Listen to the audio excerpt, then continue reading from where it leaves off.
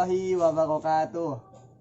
Perkenalkan, kami dari kelompok 5 ingin mempresentasikan hasil diskusi kami. Sebelum kami mempresentasikan hasil diskusi kami, izinkan kami memperkenalkan diri. Perkenalkan, nama saya Wildi Amrullah. Nama saya Mardianti. Nama saya Yunisa Fitri. Nama saya Putri Apriani. Baiklah, kami akan mempresentasikan makalah yang berjudul Kecamatan Sajingan Besar. Yang pertama, objek wisata yang ada yang akan dibacakan oleh Mardianti. Kepada saudari Mardianti saya persilakan. Objek wisata yang ada di Kecamatan Sajingan Besar. Yang pertama, Riam Berasap. Objek wisata air terjun alam Riam Berasap yang berlokasi di kawasan Desa Sentebang, Kecamatan Sajingan, Kabupaten Sambas, Provinsi Kalimantan Barat. Sekaligus objek wisata andalan di Kabupaten Sambas. Air terjun ini memiliki kelebihan tersendiri dibandingkan objek wisata serupa karena memiliki ketinggian berkisar 60 meter.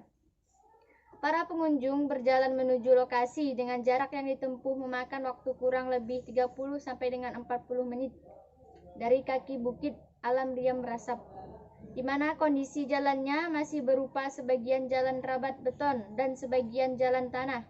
Dengan adanya air terjun ini, kita dapat menghargai sebuah kehidupan alam dan tentunya menjadi kewajiban kita sebagai warga untuk tetap menjaga lingkungan alam sekitarnya. Yang kedua, Sungai Banong. Dalam sejarahnya, nama Sungai Banong berasal dari tumbuhnya pohon-pohon banong atau sejenis pohon kayu di sepanjang tepi sungai atau sungai. Objek wisata ini terletak di kawasan perbatasan Indonesia dan Sarawak, Malaysia, tepatnya di Sajingan Besar atau Aruk. Untuk ke lokasi wisata di sana, akses jalan sudah sangat baik, jalan sudah mulai hingga ke PLBN Aruk. Lokasinya tidak jauh dari Jalan Raya Nasional atau sekitar 250 meter dari persimpangan Sungai Bening dan Aruk. Yang ketiga, Riam Pancarek. Wisata alam air terjun Riam Pancarek terletak di Dusun Tanjung, Desa Senatap atau Kecamatan Sajingan Besar, Kabupaten Sambas, Kalimantan Barat. Air terjun Pancarek ini memiliki ketinggian sekitar 7 meter dengan muara yang berada di bawahnya hanya sedalam kurang lebih 3 meter. Air terjun Pancarek ini memiliki ciri khas tersendiri jika dibandingkan dengan air terjun yang lainnya. Kepercayaan penduduk setempat adalah air yang mengalir dari air terjun Pancarek dipercaya mempunyai banyak manfaat, terutama untuk ingin terlihat awet muda dan juga mempererat hubungan antar sesama manusia. Saat weekend, harga tiket masuk Riam Pancarek adalah sekitar 20.000.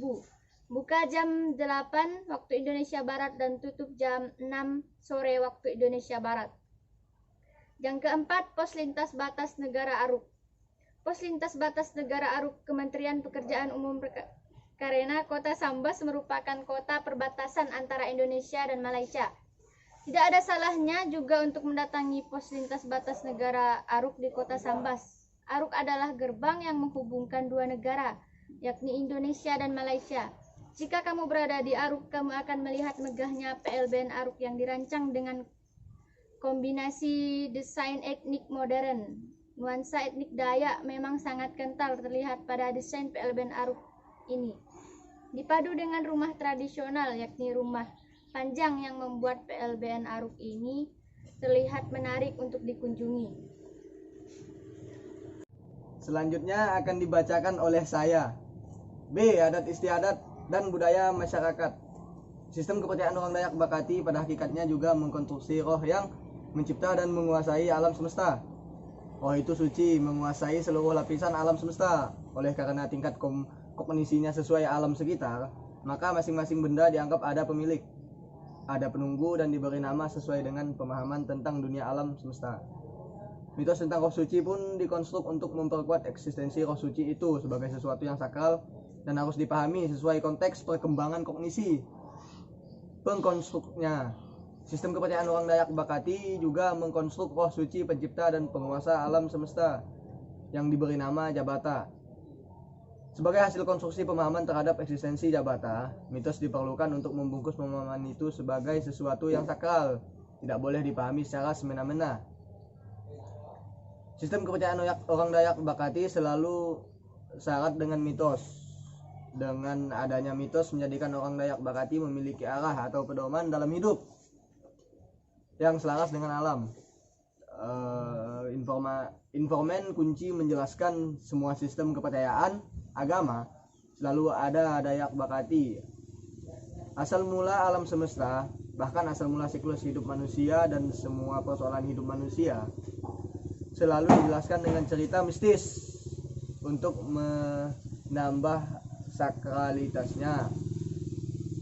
Sehingga seringkali mitos juga menjadi alat bagi orang yang ingin menjadi penguasa adat, melegitimasi seorang untuk berkuasa secara tradisional. Pengurus adat misalnya sering dipilih berdasarkan penguasanya terhadap mitos komunitas. Mitos dalam tradisi lokal berfungsi sebagai layaknya fungsi kitab suci dalam tradisi global. Hal ini yang seringkali mengundang respon negatif para pemeluk tradisi global yang puritan. Jadi orang Dayak Bakati menganut sistem mengkonstruksi roh, yang mana dia selalu mempercayai sebuah benda atau apapun itu bentuk bendanya, dia memiliki pemilik dan memiliki nama jabata. Jadi orang menyebut apabila benda tersebut memiliki roh, maka disebut jabata.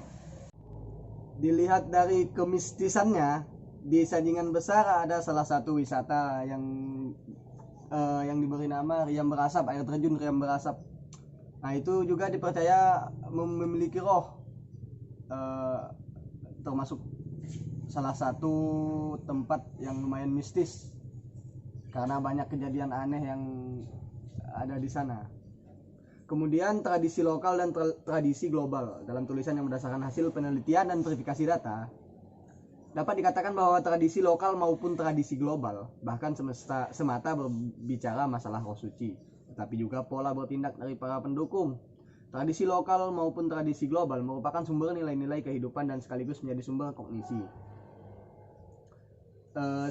Dalam bahasa Clifford Geertz, tradisi lokal manusia dalam berperilaku, artinya manusia meyakini bahwa perilaku yang baik dan benar adalah perilaku yang bersumber dari tradisinya itu. Jadi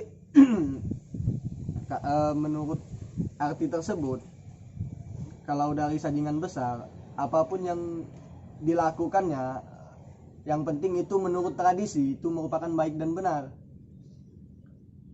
Di sisi lain, tradisi lokal dan tradisi global sebagai sumber kognisi juga merupakan, artinya manusia memahami. Tradisi lokal seringkali dianggap sebagai hasil dari pengetahuan dan pengalaman manusia yang tidak jarang telah melembaga menjadi kekuatan mistis. Untuk mencapai hasil yang lebih besar daripada bagian per bagian dalam kehidupan manusia yang semakin kompleks dan beragam ini, begitu juga sebaliknya. Tradisi lokal juga bukan lagi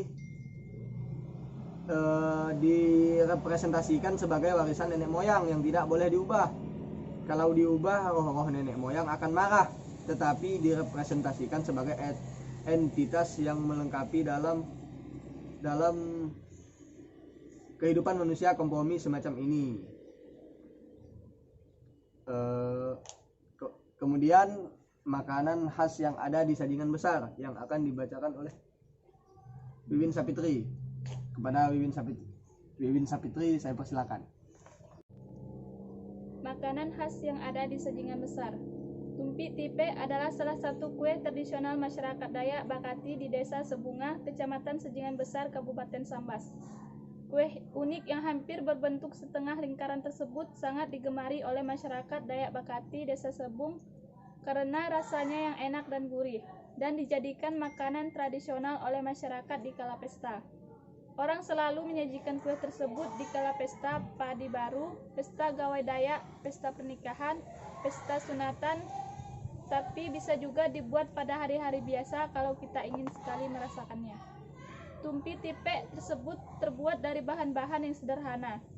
Tumpi Tipe terbuat dari tepung beras, tepung gandum, gula merah, air, dan minyak goreng yang digunakan untuk menggoreng kelak adonan yang dibuat. Cara pembuatannya dimulai dengan menghancurkan gula merah dengan cara diiris, kemudian dicairkan dengan air. Setelah itu, memasukkan tepung gandum dan tepung beras dalam wadah. Mengenai perbandingan tepung gandum dan tepung beras, apabila tepung beras yang digunakan 1 kilo, maka tepung gandumnya cukup 2 ons. Kemudian dicampur 1 liter air dan gula merah yang telah disiapkan sebelumnya. Bila menginginkan kuenya nanti lebih manis, maka kita hanya perlu menambah gula lebih banyak. Sebaliknya, bila tidak ingin terlalu manis, maka gula yang diberikan sedikit saja. Langkah seterusnya adalah campuran tersebut harus diadon dengan rata, sampai seperti merata dan lengket. Langkah seterusnya adalah menggoreng adonannya. Tetapi untuk membuat kuenya berbentuk seperti jala, maka diperlukan cetakan berupa kaleng atau tempurung kelapa yang bagian bawahnya dibuat lubang-lubang kecil. Tujuannya supaya adonan yang dimasukkan dalam cetakan bisa terus keluar dari lubang tersebut. Setelah adonan sudah dimasukkan dalam cetakan, kemudian arahkan cetakan tepat di atas kuali yang berisi minyak panas. Ganggang cetakan kemudian dipukul-pukul, jangan terlalu kuat supaya adonannya turun ke dalam kuali. Dibuat seperti bentuk jala yang bulat yang kemudian harus dilepat dalam keadaan panas atau masih dalam kuali. Begitu seterusnya sampai adonannya habis digoreng. Setelah semuanya selesai, tumpik tipe siap disantap. Selain menonjolkan keunikan dan bahan yang sederhana, kuih ini juga telah banyak dipelajari oleh orang yang berada di negara tetangga kita. Mereka adalah orang Malaysia yang berada di perbatasan. Mereka belajar membuat kue ini dari orang Indonesia yang berada di perbatasan antara Desa Sebunga, Indonesia dengan Biawak, Malaysia.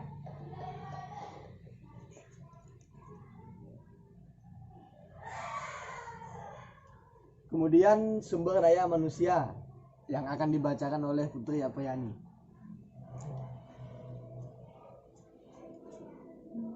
Sumber daya manusia. Orang Dayak yang tinggal di Kecamatan Sajingan Besar juga mempunyai berbagai profesi. PNS dari berbagai departemen atau dinas, guru, pedagang, atau mempunyai toko di pasar menjalin, dan petani. Namun secara keseluruhan, hampir semua orang sana mempunyai pekerjaan sambilan yang berkaitan dengan pertanian atau peternakan, bersawah, menanam sayuran di pekarangan, pelihara ternak, dan sebagainya. Kelebihan produk yang tidak dimiliki oleh objek lain. Kerajinan anyaman tangan lokal merupakan warisan nenek moyang sebagai identitas suatu bangsa. Salah satunya adalah kerajinan anyaman tangan yang dihasilkan dari perbatasan Sajingan Besar, Kabupaten Sambas. Kerajinan anyaman tangan tersebut memiliki potensi untuk dipasarkan ke luar negeri. Hal tersebut dikarenakan letak wilayah Kecamatan Sajingan Besar, Kabupaten Sambas, perbatasan langsung dengan negara Malaysia.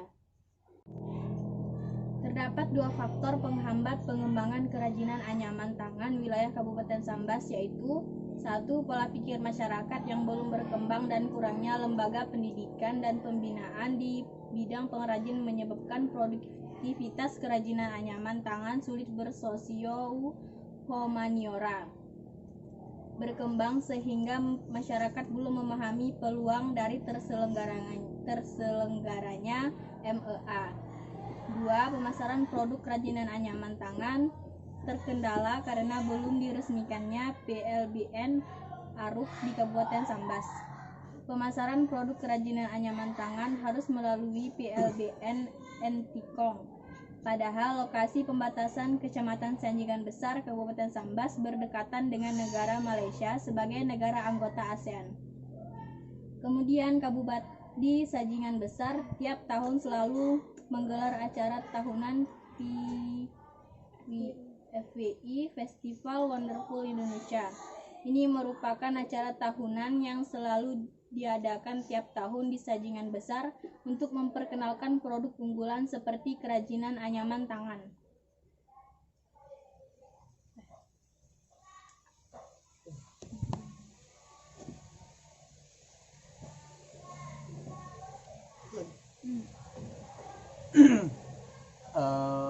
Sekian materi yang dapat kami sampaikan. dari materi yang kami sampaikan tadi, kami menyimpulkan bahwa setelah membaca dan belajar tentang makalah Kecamatan Sajingan Besar yang membahas tentang objek wisata yang ada, adat istiadat dan budaya masyarakat, makanan khas yang ada di Sajingan Besar, sumber daya manusia yang ada di Sajingan Besar, dan kelebihan produk yang tidak dimiliki oleh objek wisata lain di Sajingan Besar, kita diharapkan dapat memahami, mengetahui apa saja keunikan berwisata di Kecamatan Sajingan Besar. Sajingan Besar juga merupakan salah satu tempat yang sering dikunjungi oleh wisatawan luar negeri. Salah satunya pada acara FWI, Festival Wonderful Indonesia, yang mengadakan berbagai macam acara yang juga diikuti oleh negara tetangga. Sekian presentasi yang dapat kami sampaikan.